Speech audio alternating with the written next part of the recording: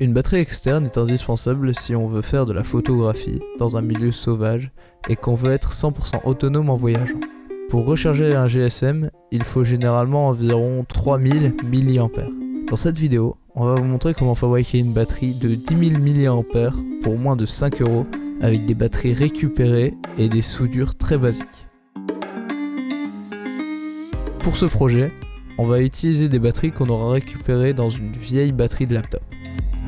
Dans la batterie elle-même, on trouve de nouvelles batteries soudées entre elles. On y trouve également une carte chargeur que l'on ne va pas utiliser car ça compliquerait trop le montage. On va alors séparer toutes les cellules à l'aide d'une pince. Le nombre de cellules que vous allez trouver dans la batterie dépend de sa taille. Celles qu'on a trouvées dans les notes sont 12, mais elles n'étaient pas toutes fonctionnelles. J'ai ensuite tapé le numéro de modèle qui se trouvait à côté de la batterie sur internet et j'ai trouvé ce type de batterie sur Banggood. Elles coûtent 5 € la pièce et sont censées délivrer 2600 mAh. Ça veut dire que si toutes les batteries sont en parfait état, on aura une charge de 10 400 mAh sur toutes les 4 batteries qu'on va utiliser. Pour voir si une pile lithium-ion est encore utilisable, il faut d'abord mesurer sa tension. Si elle est à moins de 2,5 volts, vous pouvez la jeter. Si elle est plus grande que 2,5 volts, vous pouvez essayer de la réanimer en la rechargeant dans des conditions contrôlées. Dans mon cas, c'était juste la limite avec 2,6 volts, mais j'ai essayé de les réanimer car je n'avais pas d'autres piles sous la main. J'ai aussi mesuré la température des batteries toutes les 10 minutes. Après 4 heures, la batterie était chargée, j'ai donc refait le même procédé pour les 3 autres batteries restantes. Je vous conseille aussi de laisser vos batteries reposer pendant une semaine pour voir si elles ne se déchargent pas toutes seules. J'ai commencé par faire un croquis du projet final pour me donner une idée.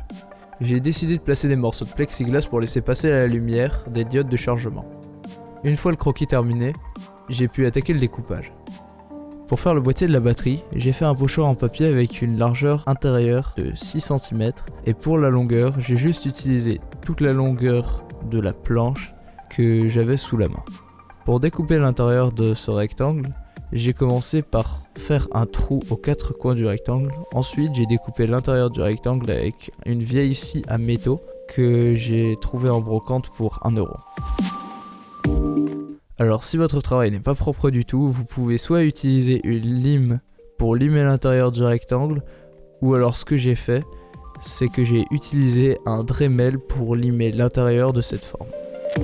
Le travail est maintenant nettement plus propre. J'ai ensuite mis tous les composants à l'intérieur pour voir si ça rendait bien.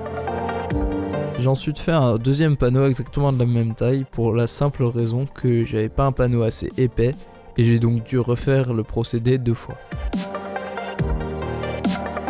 Ensuite, j'ai découpé le panneau en plexiglas, mais le design que vous me voyez faire là n'est pas le design final, car la lumière ne pouvait pas circuler à l'intérieur et il ne remplissait donc pas sa fonction.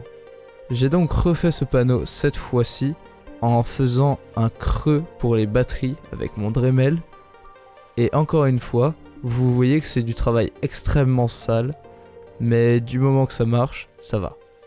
Et maintenant, les dernières pièces à découper sont les pièces du haut et du bas. Pour ça, j'ai utilisé du MDF assez fin.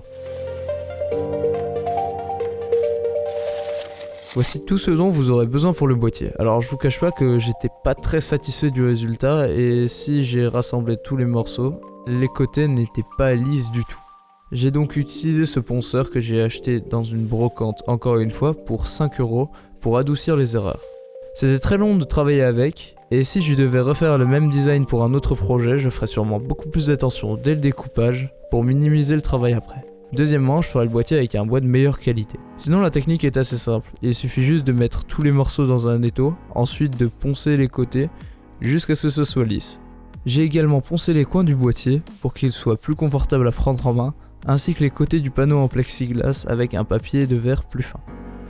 J'ai ensuite peint l'intérieur du boîtier en blanc.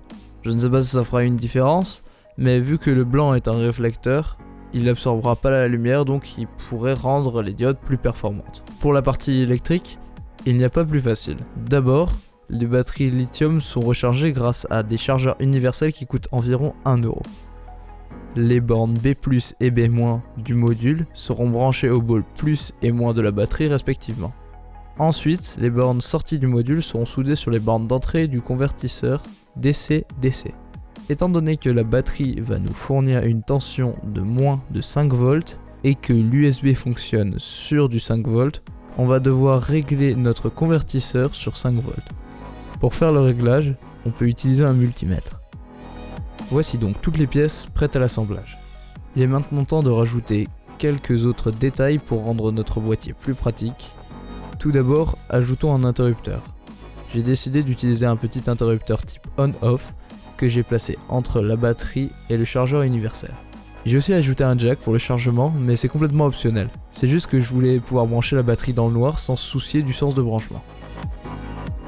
Finalement, j'ai ajouté une diode témoin avec sa résistance entre le convertisseur et le chargeur.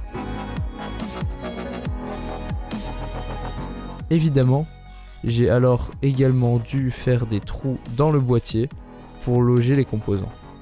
Une fois cela fait, j'ai procédé à la soudure finale. En tout cas, voici le travail terminé. Certes, ce n'est pas très propre, mais encore une fois, du moment que ça marche, c'est très bien. J'ai utilisé de la colle, de l'époxy et des serre-joints pour fermer le boîtier définitivement.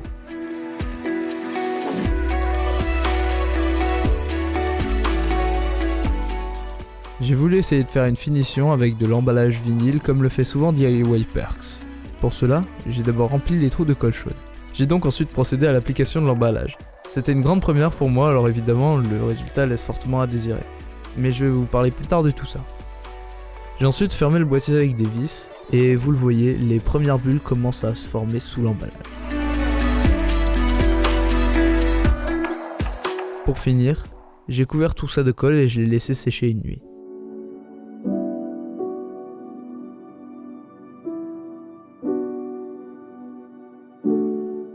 Le vinyle ça rend pas mal sur la vidéo, mais dans la vraie vie, c'est pas très sympa à prendre en main. J'aurais préféré garder le bois tel qu'il était. Le vinyle peut être appliqué sur toutes les surfaces très lisses, et dans mon cas, il y a plein de bulles sur tous les côtés. J'espère que cette vidéo vous aura plu.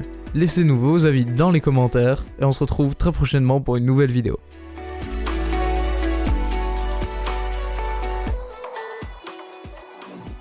D'ailleurs, si jamais vous avez le même problème que moi en branchant votre GSM avec l'USB et qu'il ne se passe rien, essayez de connecter le câble data du port USB pour voir si ça résout le problème. Dans mon cas, le GSM s'est bien mis à charger après ce court-circuitage.